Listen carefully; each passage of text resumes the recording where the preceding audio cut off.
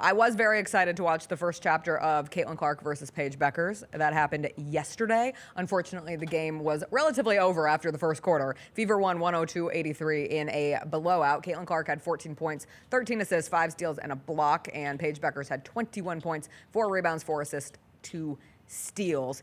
It was fun to watch these two. Their games are so different, and yet they both have such high-level potential for what their careers will ultimately look like in the WNBA. If you are trying to form the rivalry of the future, and rivalries have to have moments and big games and important games, and we have not had that yet, particularly between Caitlin Clark and Paige Bueckers, but God, are all the ingredients there for this to be something really special and really dramatic within the sport at some point in time. The Wings are just in a real bad place right now. Like, watching this game just reinforced. I think early on this season, we said outside of watching Paige Bueckers and getting to see her, continue to grow in her fluidity in the W and more comfortable and being, the point guard of their future, the Wings are not a fun team to watch play basketball. They're poorly coached. They're oddly constructed. They are atrocious in transition defense.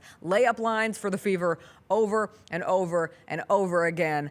But ultimately, it was just fun to watch these two show out. Like Caitlin Clark hitting the big threes. At one point, I think they said Paige Bueckers from Caitlin Clark land. And I saw some people felt some kind of way about calling deep threes Caitlin Clark land. I have no problem with that. I get it. Deep threes have been taken in the sport of basketball far beyond Caitlin Clark, but that has become her signature. And right now, that is the now of the W, is Caitlin Clark taking wildly long threes. So if you want to say Paige Bueckers from Caitlin Clark land, it does not bother me. What bothers me is that Paige Bueckers just needs more around her. It was a really tough game for Arike. She came back from that injury. She's had I think it was a thumb injury for the last couple of weeks. Since late June, she's been out. She goes 0 of 10. She had 2 points in 28 minutes. But what I did like was Paige defended her after the game and during the game. Like, she was mic'd up during the game and got caught telling Arike to just keep shooting. After the game, she complimented how Arike responded to things, even if it wasn't her night shooting the ball. Paige Bueckers really stands out as a leader. That's something that you can't always be trained to be. It can just be a natural inclination in somebody. And from the time Paige Bueckers was coming out of high school into her career at UConn, through the injuries at UConn, through the championship run this year, now into her early WNBA career, she just leads. Like, the way that she communicates with her teammates, the way that she communicates to the media, it feels like she is constantly inclusive and trying to build everyone up. And that's not to say anybody else isn't doing that. I'm just saying there is something very special with how Paige Bueckers presents herself and allows herself to be a true leader despite being a rookie on a very, very struggling Dallas Wings team. We were going to make this the rivalry before the Beckers injury. Right, yes. Like if in the way that I remember it, and listen, this is the way I interpreted it at the time when they are both in college together. They're both in the same class, right? I'm not mistaken. They were both freshmen at the same time, incoming freshmen. That's the way I remember it, and the way that I perceived the sports conversation as it was happening was Paige is better than Caitlin because Paige is more versatile than what Caitlin Clark is. But here it is. These are the two that are going to, So these are the two that are going to carry the sport going forward. And then Paige had that unfortunate knee injury. Caitlin Clark continues to ascend. We get that moment with Angel Reese, and now it is, okay, new rival, switch it up. It's Angel Reese now and Caitlin Clark. But this was always, not always, but this from freshman year of college was supposed to be the big rivalry, and it's going to be good to see it all play out. They're both in their first 2 years. One is a rookie, one's in their second year. It's going to be great to see once they get the pieces necessary around Paige Bueckers for that team to compete. It's going to be great to watch these two square off and face off in the years to come. The takeaway I had from that game was, holy hell, what are you supposed to do with Arike now? She was over 10 in that game. She was coming back from an injury, sure, but over 10. And it doesn't, when I've watched, for whatever it's worth, the Dallas Wings are what they are, and that's not very good right now. That's outright bad right now. But even still, when I watch, she doesn't look comfortable. It doesn't look like they know how to use her and Paige and some of the other pieces at the same time. And you just think back, 3, 4, 5 years ago, you had Satu Sabally on the team. You had Alicia Gray on the team. Who's the chick killing it for the Valkyries? Thornton had Thornton on the team as well. You had all these players who you look up now, and they're really, really talented, and they're doing really well for their respective WNBA teams.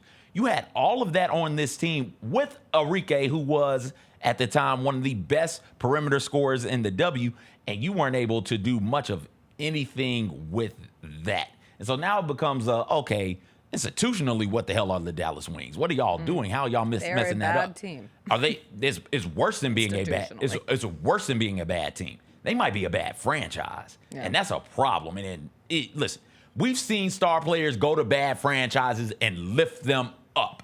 I think the Bulls, when Michael Jordan got there, were a bad franchise. The Cavs, when LeBron got there, was a bad franchise. So maybe Paige Bueckers can get there and do for the Wings what Caitlin Clark is doing for the Fever, who you don't get the number 1 overall draft pick for nothing. They were a bad franchise before Caitlin Clark got there. There were some real moments of sheer ineptitude by the Fever management team. And now look at them now. Caitlin Clark's got this team. And the rest of them also. Mitchell had a great game last night. 2 nights ago against the Dream. Mitchell had a great night. Aaliyah Boston had, and Natasha Howard, I do believe both of them had big games against the Dream. And Mitchell did too. And Sophie Cunningham has been more consistent. So maybe that's what, but Paige is fighting uphill battle because there's something amiss with that franchise right now. I'm not quite sure what it is. Outside of her and Ueru, I like Lee Ueru a lot. That's the Asian American? Well, not American, but that's the Chinese woman. Yeah. She's got something there. JJ Quinterly is okay, but you just got to put the ball in Paige Bueckers' hands and hope for the best. And that's not a good place for a franchise to be. Like, yes, you're excited about the future of what Paige can be, but this is not 1v5, and it never will be. And you saw a Fever team that went around and tried to make a roster that was more complementary to Caitlin Clark and the style of play. And we'll see for the Fever. They're 11-10 now. They have these 2 wins in a row. Perhaps this is a corner turner. And watching Caitlin Clark just continues to be a very fun experience. Like, I understand that the scoring has not been as lights out as we have become accustomed to when it comes to Caitlin Clark. 2 of 7 from 3 in yesterday's game. But those 13, some of those passes from her yesterday were just incredible. You forget sometimes just how good of a passer Caitlin Clark is. Assists are a misleadingly individual stat. She can make those passes all the time. If the teammates aren't making the shots, then you don't get the assist. But to see her playmaking ability on display and seeing it show up in the box score, that was definitely encouraging.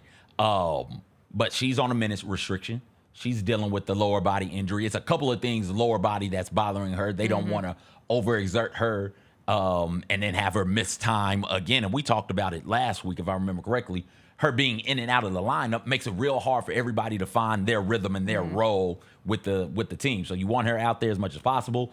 Obviously, that means you want her as healthy as possible, which then means, hey, we're going to take things a little bit slower, bringing you back, and we're going to try not to have you out there quite as much. And that's why I was excited about the way that the Fever had built this roster. Why I think you were excited about the way they built the roster, because in our heads it was, oh, okay, there are pieces around now, so Caitlin doesn't have to handle the ball all the time. Caitlin isn't going to have to make all of the plays with this team. And that's why the Bonner decision to leave, I think it hurts so much, because I felt like DeWanna Bonner was somebody who could at least create a shot for herself, if for nobody else. And you could allow Caitlin to be on the court almost as sort of a decoy type situation. And when the defense is focused on her, you get somebody else to go off. So that'll be up to Aaliyah Boston and Mitchell and the rest of the Fever now to figure out a way to, when Caitlin's on the Clark, Caitlin is on the court, to find ways for her to get moments of rest where she's not